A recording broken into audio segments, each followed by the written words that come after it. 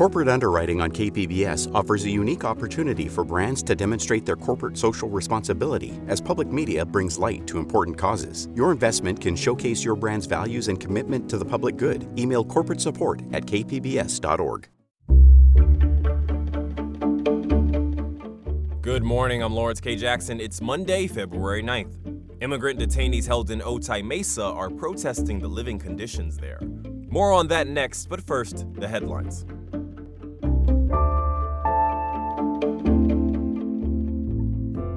We're just a month into the paid parking program at Balboa Park, but on Friday, San Diego Mayor Todd Gloria announced more free parking is coming. The mayor says parking will be free for San Diego residents in 7 of the park's 12 lots. San Diego Air and Space Museum president and CEO James Kidrick says that's not enough. Bottom line is there should be free parking everywhere in Balboa Park, as there always has been in the entire 150-plus year history of the park. This is about access, and it's about the importance of Balboa Park to our community, to the country, to the world. Balboa Park's museums, restaurants, and cultural institutions have been vocal opponents of the parking fee, which non-residents will still have to pay. In addition to more free parking for residents, the mayor also announced the paid parking period will end earlier at 6 p.m. instead of 8. The changes go into effect on March 2nd. The San Diego County Regional Airport Authority has named a new president and CEO. Atif Saeed is currently CEO of Philadelphia's Department of Aviation. He starts his job here in San Diego on March 11th. Kimberly J. Becker, the current president and CEO of San Diego's Regional Airport Authority, announced her retirement back in October. Becker will stay on through March 18th to help assist with a smooth transition in leadership. She was thanked for her 40 years in the aviation industry by the authority's board of directors. Becker spearheaded significant changes at the airport, including the nearly $4 billion Terminal 1 renovation. This Black History Month, artist Solange Knowles is making it accessible and affordable to check out culturally relevant literary offerings from Black and Brown authors. The St. Huron Community Library says its digital archive features rare, out-of-print, and even some first edition books. It features work from both famous and emerging authors with topics including poetry, visual art, design, critical thought, and more. You can borrow these works free of charge online for up to 45 days at library.sthuron.com. Solange said in a post on social media the community library is meant to serve as a free resource aimed at increasing access to works that are far too often inaccessible. From KPBS, you're listening to San Diego News Now. Stay with me for more of the local news you need.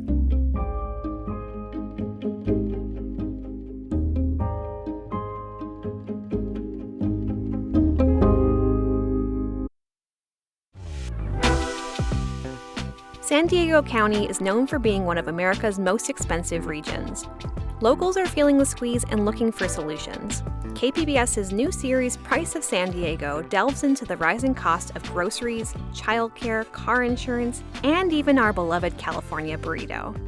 You won't want to miss this ongoing series live now at kpbs.org/Price of San Diego.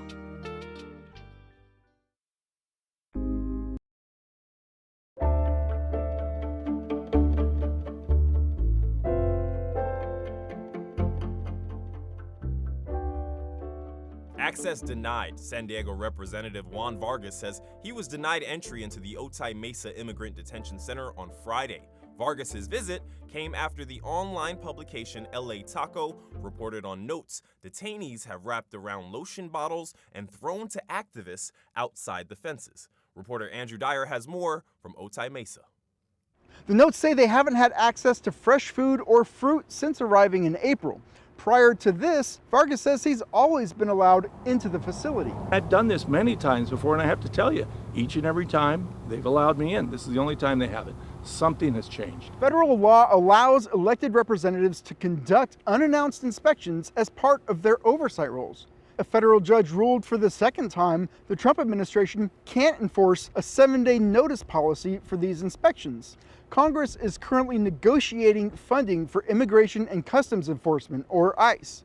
Vargas is critical of Democratic leadership's current funding proposal. So we just can't say, okay, everything's fine, we're just going to give you less money. No. No, that agency should be dismantled completely. Vargas says the issue of his access to this facility may just end up in court again. In Otay Mesa, Andrew Dyer, KPBS News.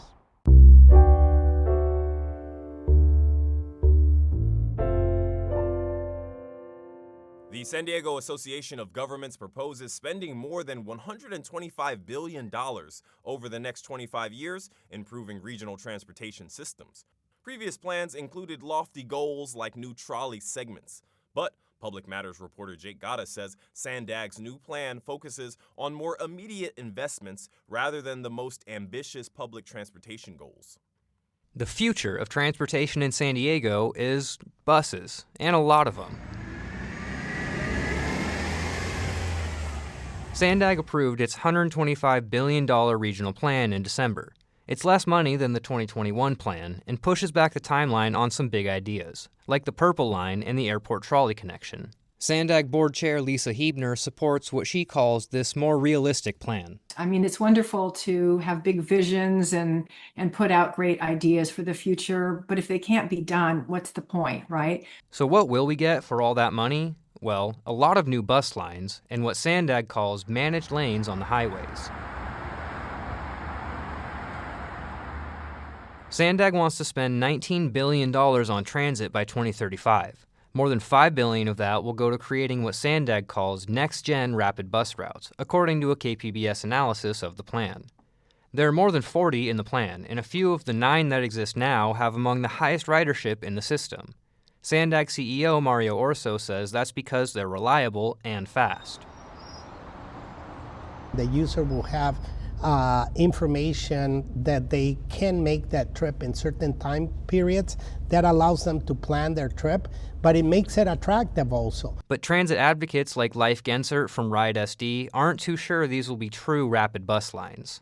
They call them next-gen rapid. That's not a term that is particularly well defined.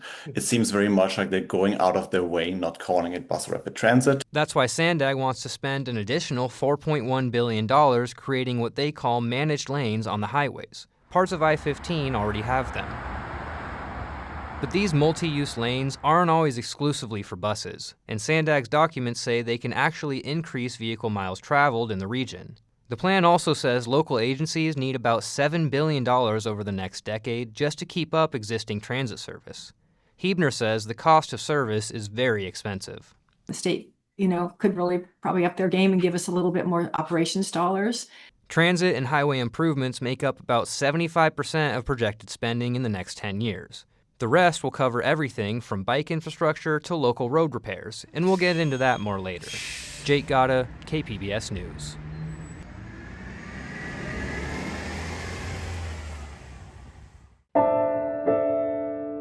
San Diego Pride is known for its parade and festival held each year in July. Metro reporter Andrew Bowen says the organization is now planning its first ever fashion show. I like to tell people that I'm an accountant by day and a designer by night. AP Sanyal first got into fashion after he moved to San Diego in 2017. He started making looks for himself when he'd go out to the bars in Hillcrest.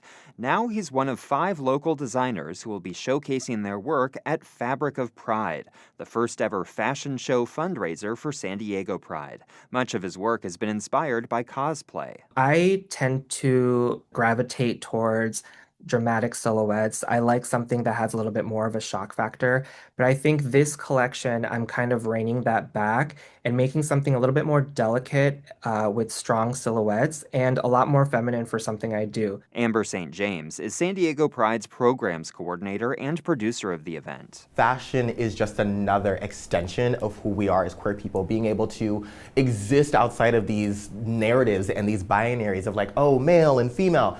Fashion is being able to break down all those barriers, all of those walls, to connect as a community. Fabric of Pride will take place on March 28th at the U.S. Grand Hotel. Proceeds will go towards San Diego Pride's year-round programming and philanthropy that supports the LGBTQ+ community. Andrew Bowen, KPBS News. A new animated Japanese film called Scarlet features a sword-wielding princess bent on revenge. Cinema Junkie Beth Accomando says you might be surprised by the inspiration behind the film. I love that Japanese anime has drawn from Frankenstein, The Count of Monte Cristo, and Shakespeare, turning these Western literary works into something uniquely Japanese.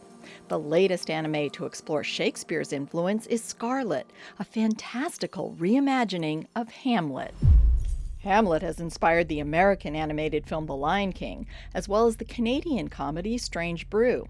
In Scarlet, a princess witnesses her father's execution and vows revenge on her treacherous uncle. When she fails and is poisoned, she's transported to the other lands, a purgatory-like afterlife.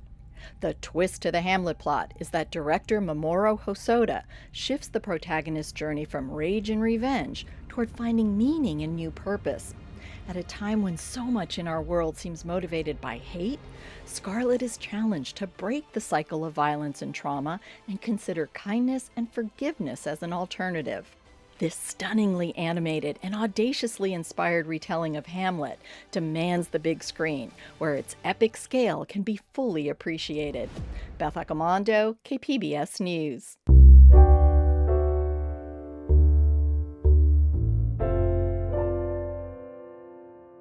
All right, SDNN listeners, we are back with another installment of the pod Behind the Package. Once per week, I'll sit down with a member of our newsroom. It could be an anchor, a video journalist, an editor, but today we are especially excited to be here with a reporter and a member of the team bringing us our new Price of San Diego series. You can visit kpbs.org and search Price of San Diego to check out more. After this interview, of course, with our education reporter, Katie Anastas. Hi, Katie. Hi, Lawrence. How are you? Good. Thank you so much for making time. How is everything? Things are good. Things are good. Things are good. Things are good. You're working. You're hustling. Mm-hmm. We're feeling good. Yes, feeling good.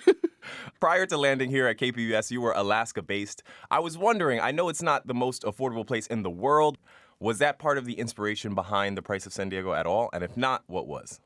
Well, an interesting note about Alaska is that most things are pretty on par to here, now that I think about it. Rent is cheaper up there, but I know that anytime I would visit home and I'd be in the airport, in the Seattle airport or the San Diego airport, I would be like, this is a pretty affordable meal. And that's talking about airport food. So gives you an idea of a restaurant meal price, which we do cover in Price of San Diego. Thank you to my colleague Jacob Ayer. But also the price of groceries, which was my first stop on this Price of San Diego journey. And the cost of living is a reason why we hear that a lot of families end up leaving San Diego. So my goal for this was to really dive into what are those costs that people are feeling, going beyond this kind of term of the high cost of living and look at, what are the daily decisions that families with kids especially have to make in order to stay here in San Diego. When we look at one of the people in your story, Mother Allie Powell, she talks about planning ahead, sticking to your list. She's buying in bulk. That's like the best chance you can get sometimes. I met her in the parking lot of the grocery store and I asked her, okay, please give me your game plan. Like, how do you think about this? And she walked me through how she plans out her grocery shopping list for the week. And there were some really good pointers. There were pointers that I think I hadn't thought about for myself that I want to start to incorporate. Like she said, before she makes her list, she looks through her fridge and says, okay, what's going to go bad first? What recipe can I incorporate that bell pepper into? And what other ingredients do I need to turn that into a full meal? I think, everybody's worried about food waste and, of course, trying to save money. And that little tip I could see, it's been in the back of my head when I've gone grocery shopping in the weeks since I've talked to her and thought, okay, I need to make sure I use up what I have first. So little tips like that were really interesting to hear. You can, of course, check that story under the A San Diego's Mom Guide to Sticking with a Grocery Budget on our KPBS site as well. This month is Kids Free February. I believe you have a clip from a mom regarding field trips and museums comes up. I know that you can get into a good amount of museums out here for free this month. Can you talk to me about that? That's right. So this mom I spoke to, her name's Stephanie Romero, and she has found ever since she had her first kid that the city's rec centers have been kind of a lifeline for her family to have access to things like museums and the zoo. And, she told me about enrolling her kids in summer camp at a local rec center, and those field trips included admission to places like the zoo. So here's what she had to say. The field trips that they were going to was something that I don't think I would have the budget for to take my whole entire family Otherwise, they've gone to the zoo, they've got to the plunge. So I think it's a pretty good deal. What I think I like most about this idea about the price of San Diego and overall the cost is that it almost intertwines naturally with your education reporting. Is there any chance we can expect some reporting around the intersection of those two, education and then the price? So normally I cover education. I'm not an economy reporter, but part of the inspiration for this was that there's a big shift going on right now with districts in major cities dealing with declining enrollment. And a lot of that is people having fewer kids or people moving to other parts of the country that they feel are more affordable. The cost of living is something that I think we're going to see impact education really significantly over the next few years. There are some districts that are already kind of feeling the crunch of enrollment going down, and that's because there's a per student amount of money that a district gets to educate those children. So if you have fewer kids, you have less money.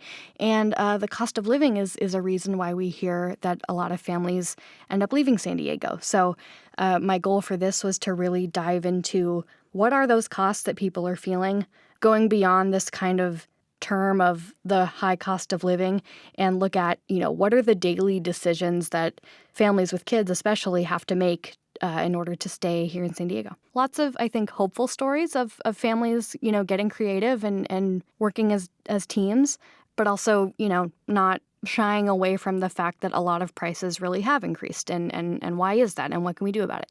Yeah, and I think when we look at our projected year here in San Diego and we're projected to be at the end of the year in a deficit, I think your reporting is especially key here because now we'll be able to look back and say they cut $500K from this, they cut $1 million from this, and we get to talk about it and share that information from the education sector and other topics that will come up from Price of San Diego. I think it's genius. I think you could do this beat forever. I think you could do this for the next 3 years if you wanted to. But I just think there are kind of so many stories hidden under this that I'm excited to hear from you, especially and as well as the team. But once again, this was our education reporter, Katie Anastas, here with us. Price of San Diego. You can check it out on our kpbs.org website and search Price of San Diego. Thank you so much for your time, Katie. Thank you.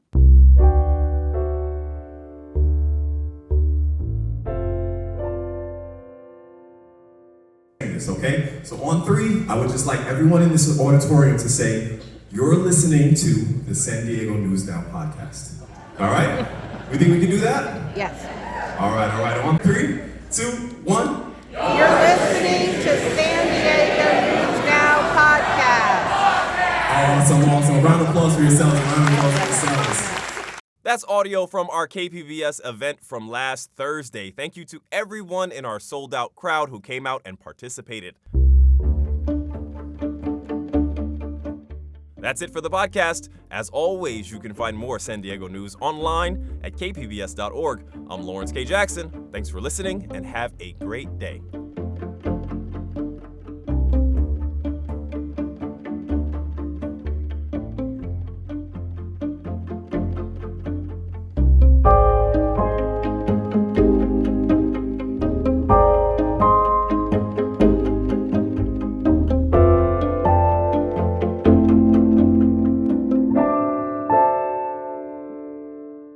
KPBS has partnered with StoryCorps for the One Small Step program. We invite you to sign up to have a conversation with a person that may have different views, so you may talk, not about politics, but to understand each other better. Sign up at kpbs.org/onesmallstep.